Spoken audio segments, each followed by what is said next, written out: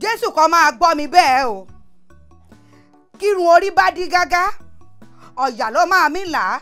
Èó, èrò epo, èrò ọ̀fà, lénájà ọ̀rọ̀ ọ̀run, ẹsẹ̀ gìrìgìrì nílé asán yín, tọ̀túntòsì lomi gbà wọnú ajere.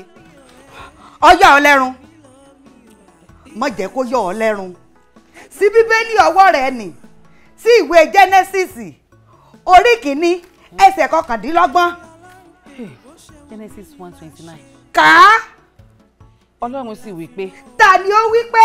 Ọlọ́run wí pé. Kà á síwájú. Kíyèsí. Ó wí kí o kíyèsí. Kíyèsí. Kà á síwájú.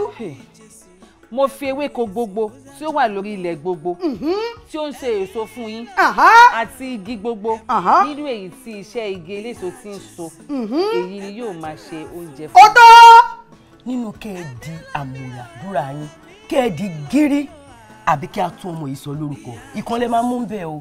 Èmi ò ní ọmọ kankan tá a fẹ́ tún sọ lórúkọ tèmi nìyẹn. Pásítọ̀ tí ìjà ló yẹ kẹ́ ẹ ti jára yín. Bẹ́ẹ̀ ni jọ́njásì ẹni tí kọjá gbélé tẹ́ bá sọ pé ìyá abẹ àwọn sọ pé jìnjìnjìn.